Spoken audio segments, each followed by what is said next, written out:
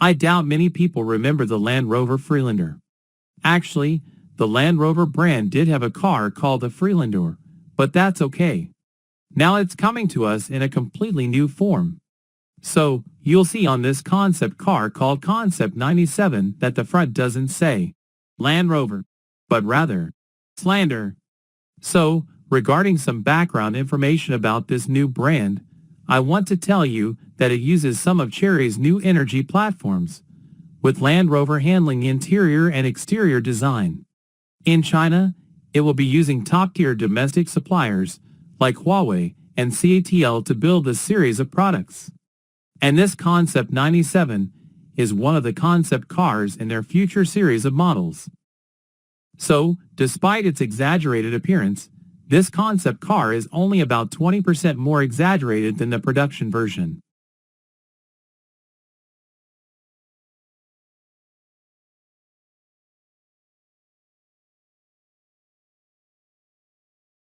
Let me share a little story with you first. Actually, the first generation Freelander had a unibody construction. Can you believe it? You know, back then, many Land Rover vehicles were body-on-frame, but the Freelander was unique. So, the Freelander was somewhat associated with being an innovator for the Land Rover brand. Therefore, this concept car behind me will certainly carry some of the Land Rover brand's heritage, while also incorporating the same innovation as the Freelander. It will blend both elements. How? Let's look at its headlights. Remember what the first generation Freelander looked like? I'll show you a picture. Its headlights had the same outline as the current ones. There's a small light here, and the real light cluster is in the middle. But since this is a concept car, it uses an LED screen. Actually, with current LED lighting technology, we can create a lot of different lighting effects, such as megapixel headlights, various matrix lighting combinations, and so on. So, you'll see this in the production version. The second point I want to make is that you'll see a very distinctive clamshell hood on past Land Rover vehicles. However, this detail isn't as obvious now, but you'll notice that the front of the car is indeed very recognizable. First, there's a very prominent muscular ridge at the top. At the same time, the grille uses a bold two-tone design, with silver used from the top of the hood all the way down to the grille area. And because past gasoline cars had a stronger need for a lower air intake, it has a large air intake. However, the Concept 97 behind me and future production models don't have as much need for front air intake. So, they can make the air intake a bit thinner and longer, and adjust it in one or two ways. But below, you'll see that it has a prominent underbody protection plate, something essential for off-road vehicles. They've retained that feature, so you can see that this car has a very obvious off-road DNA. It hasn't lost that aspect. The third point concerns its body profile. Like many Land Rover models, it features a narrower top and wider bottom design. This vehicle inherits this feature. You'll see the narrowest point on the body is at the lower waistline, widening outwards towards the wheel arches, creating a narrower top and wider bottom profile. This makes the vehicle appear very stable and powerful. Regarding the side profile, I'll share a few points.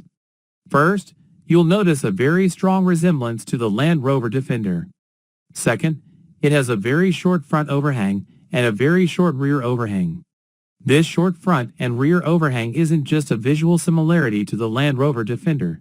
It's also closely related to its off-road capabilities. The shorter the front and rear overhangs, the larger the approach and departure angles can be. You see, the departure angle is calculated from the tire's contact patch to this position. The larger the departure angle, the better you can handle rough terrain. This is the biggest difference between this car and those city SUVs that are only good for cruising. But that's not all. Here's another side view of the original Freelander. You'll see the lines in this area are exactly the same as the original model and later models. That's the heritage.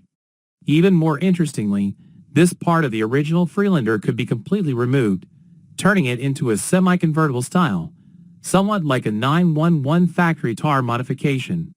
It was really fun. That Freelander attracted many young people who bought it because they liked that this part could be completely removed. Now, I don't know if this part will be able to be a convertible in the future, but I'll show you the interior later. He did indeed come up with some new tricks, including the triangular window, which is somewhat similar to the Freelander of that time. This is the legacy of the Concept 97. You'll see that the rear of the car isn't decorated with many lines. It's very straightforward, just a straight piece with a large silver trim panel in the middle that says, Freelander. At the same time, the lower skid plate echoes the front design. Personally, I prefer this kind of flat rear because it means the roof is almost flat, which greatly improves and optimizes the utilization of the luggage compartment. So it's a design that prioritizes practicality. Okay, after talking about this, have you noticed that this car? It's quite different from the concept cars we usually see, because most concept cars are either silver, white, or black. But this car uses a very rare blue, which means that it's aimed at, or rather targets, a younger and more vibrant audience. There's also a blue version on display for everyone to see, and then we can use that blue car as a backdrop to show you the interior, which is also quite interesting. What does the interior of a traditional Land Rover feel like? Is it the smell of Windsor leather, or the feel of real wood trim? Perhaps past Land Rovers gave you a slightly greasy feeling. But now, in the Freelander, the completely new interior is truly different from the past. On one hand, you'll see that it uses more fabric upholstery. The feel of this is quite different from the luxury brought by leather in the past. Secondly, you'll find that this car still retains the unique captain seat position that Land Rover drivers like to have. Those guys who drive Land Rovers often sit in the car with their hands resting on the windowsill, and the window buttons are in that position, right?